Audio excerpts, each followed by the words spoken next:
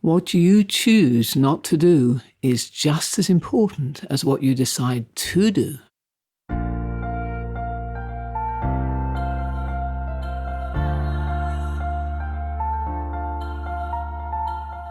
This is Walking Your Talk, a personal development podcast about leadership, authenticity, and courage. I'm Carolyn Taylor, and I've spent my life working with leaders in organizations on how to change their culture. But this is much more personal. If you want to be known as someone who walks your talk at work and beyond, then this podcast is for you.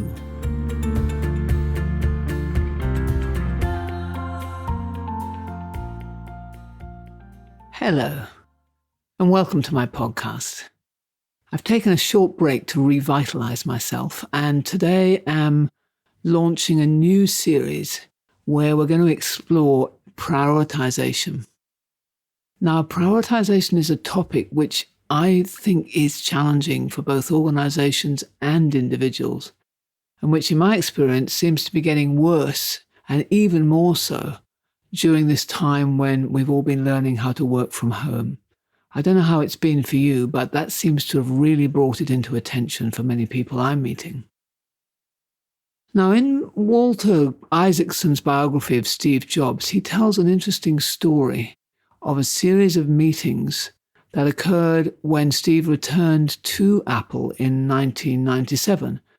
And he found a vast array of products in production and a whole lot more on the drawing board. And in one pivotal meeting, apparently, he grabbed control of a whiteboard and drew a 2x2 matrix, the good old 2x2 matrix, and wrote on one axis consumer and professional, and on the other desktop and portable. And he basically said, we need one product for each of the four quadrants that I've just produced here. And that's all. And they cleared out the rest. Apple was relaunched with a new product strategy, but more importantly, with the beginnings of a new culture and new patterns of behavior. And the rest, as we all know, is history. Now, most organizations struggle with prioritization, and it costs them billions because they have a lack of resources to invest in critical few products, in geographies, in the critical segments, in the critical projects or people. And what that means is that nothing is done excellently and everything gets delayed. People get exhausted and mediocrity ensues.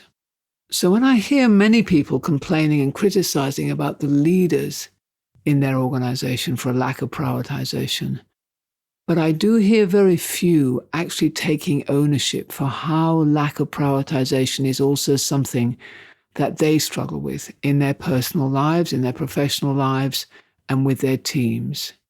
And for those of you who run bigger businesses, for the whole business that you lead. And I'm assuming that most of you will be having the same challenge. I know that I do. So what I find is that those people who are able to own and to explore, to really explore the patterns of thinking, the beliefs that they hold about themselves and how the world works, and how those, as a result, impact their ability to lead and to role model prioritization. The people who are willing to do that, I'm seeing emerge with less stress, with more alignment across their team, with better investment of resources, and overall more success. So this is a series on a big topic with big benefits. And what I want to do in this series is to share with you what I've learned as a result of the people I've spoken to, and then give you some tips and exercises to help you progress on the prioritization journey. So the place we need to start is on the power of being purposeful. Because without that, we're just buffered around by every opportunity and demand that comes our way. You'll find that purpose is probably not enough to ensure really good prioritization for you, but it is where it starts. Because the more compelling your purpose is to you and to others, the easier prioritization does become, because your desire to do purposeful activity becomes greater and greater. I did record a whole series of podcasts on purpose some months ago, They're episodes 139 to 142. And so after you've finished up listening today, I'd encourage you to find those if you want to go deeper on purpose. But meanwhile, do you remember some years back, maybe 10 years ago now, the acronym VUCA appeared in the corporate vocabulary? And the external world was becoming more volatile, more uncertain, more complex, and more ambiguous. And so VUCA became the thing. And I think we all considered what it would require of us as leaders to lead in a VUCA world. And then the COVID pandemic struck, and we all just then found out in a much more tangible way than before. At least that's what happened for me. How about you?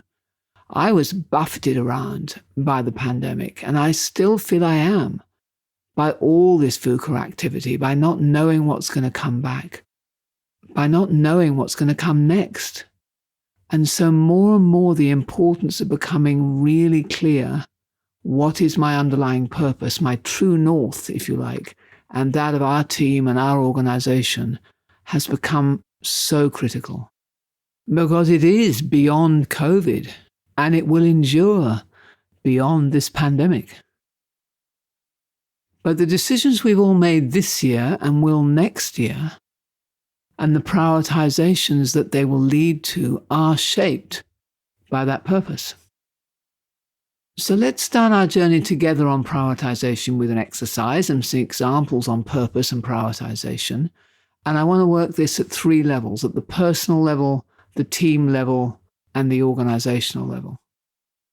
And at the personal level, purpose links really closely to me, to contribution, because purpose gives meaning to what I do, even the boring and the tough bits, because it anchors it in what I've worked out is the contribution I want to make to the world. You may have heard me describe that as I want to build a stage on which others can thrive. And for clients in organization, that's been a methodology of changing culture which will help their organization to succeed and which they can enhance their careers with if they individuals learn how to apply it. For our consultants, it's enabled me to form 2 organizations, and they've launched and enhanced the careers of many people. And for my family, it's provided financial stability, which has allowed them to do many things. So that purpose then leads to prioritization, because the tools and the products and the client assignments that we choose will then need to support that purpose.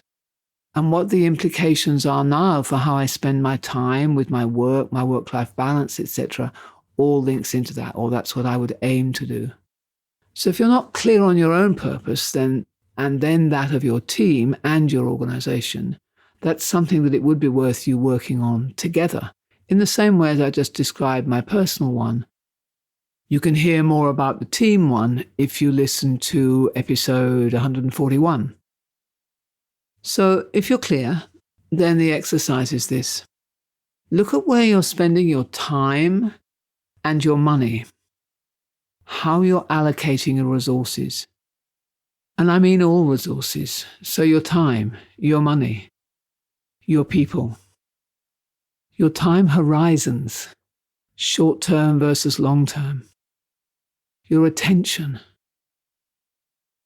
Prioritization is mostly about decisions on how you allocate one or more of those, because we only have a limited amount of all those things, and we have to choose which one is more important. So ask the question for yourself all week this week, every time a choice appears, and that will be every day if you're looking carefully. If you have a day where you don't see that there was a choice that you made, look closer, because there definitely are. And then ask yourself the question, is this purposeful? Is this a purposeful use of a precious resource? Those ones I listed before, time, money, etc. And what other choices do I have? Am I making the best one? And next week, we're going to explore that even when you do have purpose, there are several really key reasons why nearly every person and every organization finds prioritization hard. And those reasons are to do with the beliefs and the patterns of thinking we have that drive our behavior or hold us back from doing the things that we need to do to prioritize well. So join me next week to find out more about this beneficial topic of mastering prioritization, with everything that it can give us and all the challenges it seems to produce for all of us. So I'll see you then.